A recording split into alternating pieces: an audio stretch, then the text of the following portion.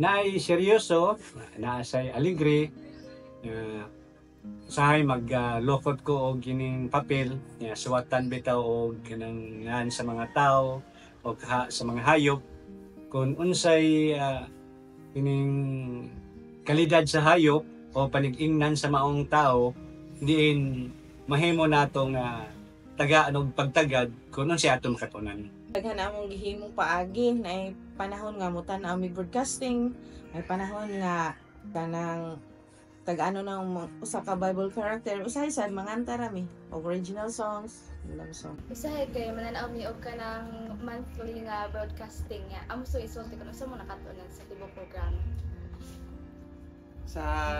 Sama sa kadaghanan, usahay kung mag-family worship, bigin malikayan nga, usahay tukaon, maong gihimo ni namo nga makalingaw, tapos sama sa gihimo sa uban, tapos lain-lain pong paagi nga mo ang gihimo nga family worship, usahay mag dan ami broadcasting, manganta mi, usahay pod mag games mi, maong makalingaw ra gid siya og dili na gid mi tukaon sa family worship.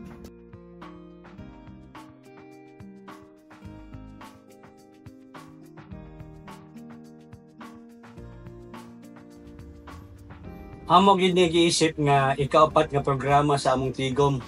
Kay panahon niya sa paglutos o sa dakong kasakitan, mawala naman ang yang kining tigom, kining midweek o ang weekend.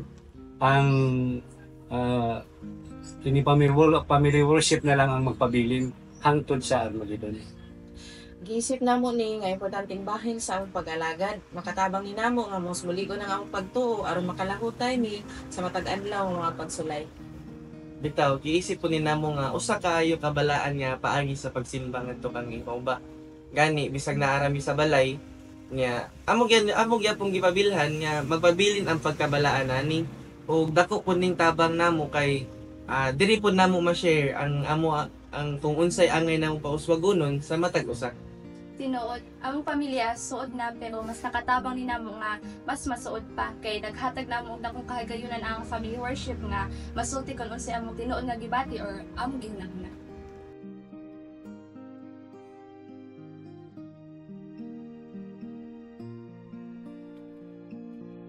Usahay kung busy ko, akong ingnon ang mga miyembro sa akong pamilya nga sila ang mag-andam og topic kung unsay among i-discuss sa among family worship.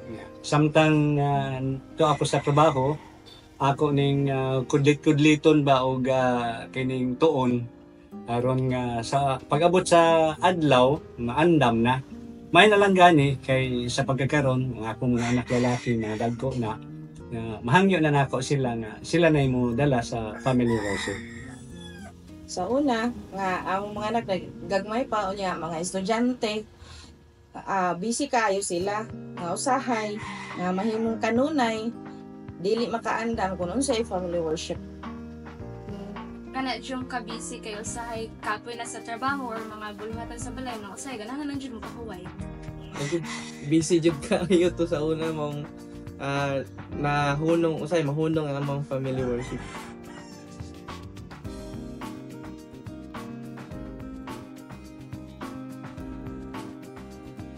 Tungod sa conflict sa schedule sa among trabaho, amo ni siyang gibalhin sa adlaw nga convenient kayo namo.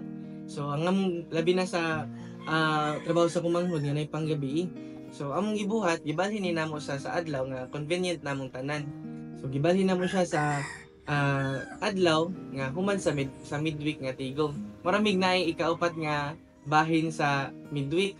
O gani nakatabang ni namo nga mahimong mas regular ang among family worship sa dihang gibalhin ni namo anang adlaw. Hinumdum ko sa Filipos 1:10 nga tinuon ang mas hinungdanong butang mao nga dunay mighimo nga mga adjustment ug usahay o pagpagmalandong kunon sa himuon aron nga mahimo ning regular. So may panahon nga si Raven o si Ever magpuli-puli sa pag-andam aron nga mahimo na mong regular ang among family worship. Hinoon may panahon nga dili may ka family worship pero mas regular na gyud ni karon kaysa una. Kanunay pud kung mangutana nila kung unsa among family worship or mo suggest pud ko kung unsa among family worship.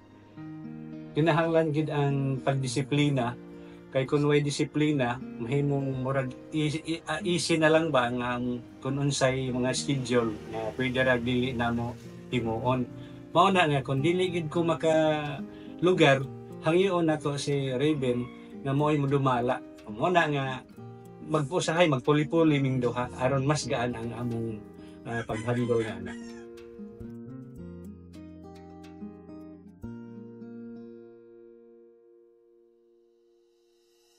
Na pwede hinumduman nga teksto yung Proverbio 22:6 nga makatabang namo. Kanya human sa tigom sa Domingo, mangutana niya akong mga miyembro sa pamilya, labi na sila kay mo may ukitan yon nga kuno sa among family worship sa pagka Miyerkules. Mao nga sa dihang ako na silang tubagon kung unsa, mo na nga amo dayon na siyang hisgutan kung usahay mag-assign ko nila, kung unsay mga angan nilang pauswagon. Pagkatapos sa mong family worship, mangutan ako kung unsay mga hagit ba na ilang naatubang nga ng simanaha. Pagkatapos, amo din tagsa og discuss o tagaag solusyon pinaagi sa pagkonsulta ngadto kang Jehova.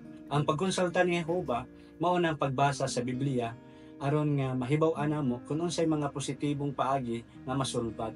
Mo na nga ang pamilya nalig-on yun pinaagi nining maong family worship.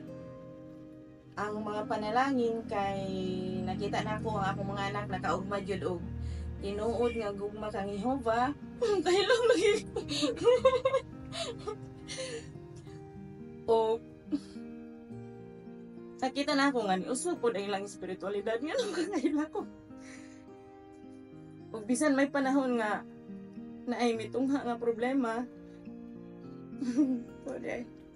Pero gibati na ako ang tabang ni Jehova atong panahon na. Kuloin. Nakatabang ni sa among pamilya nga mas muhamtong sa among spiritualidad sama sa gingon ni mama og nakatabang po ni namo labi na sa akong manghod og nga maka-set og mga spiritual goal nga angay namong kabuoton.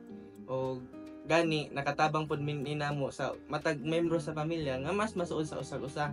Masayo namo ang pag-share sa among gibati ngadto sa ang manghod sa akong mama, akong papa og nakatabang gid ni nga mas mailhan namo pud ang usag-usa isip usa ka individual. Gani mahinumduman ako permi ang gisulat sa Proverbio 27:17 nga ang putaw makapahait sa putaw.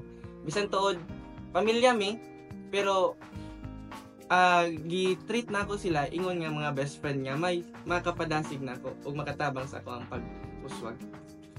Dili tanang pamilya dunay suod nga relasyon, mao panalangin jud kayo nako para nako nga suod kayo ni sa akong pamilya. Dili ko magpanuko sa pagsulti sa akong gibati sa akong mga ginikanan or bisan sa akong igsuon ug nakatabang gid din ako nga makahimog maalam ang mga desisyon.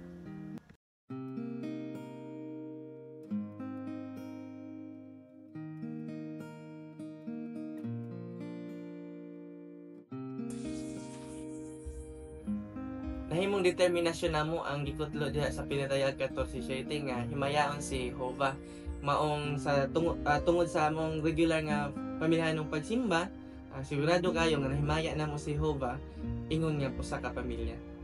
Aside sa himuon ning regular, determinado pud ni nga sundon ang giingon sa Josue 24:15 nga apan para nako ug sa akong panimalay mag-alagad mi kang Jehova. Among determinasyon nga padayong lipayon ang among dakong instructor pinagi sa pagkahinog panahon sa among family worship. Lucas 21:19. Kikinahanglan gyud namo ang paglahutay sa family worship kay gusto namong magkauban ni alang sa kaluwasan. Usa gihangyo nako o gidasig nako ang mga igsoon sa Danau South Congregation na padayonan ninyo ang inyong family worship.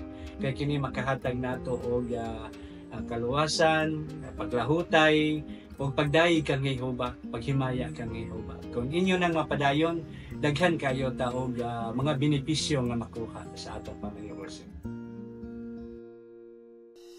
Our life is shaped by the choice we make. We have to realize what's at stake. Right from the start, it's a war for our heart, but it's ours to give away.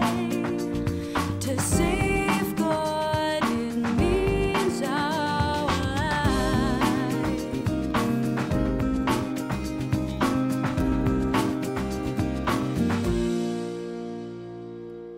looking back, the choice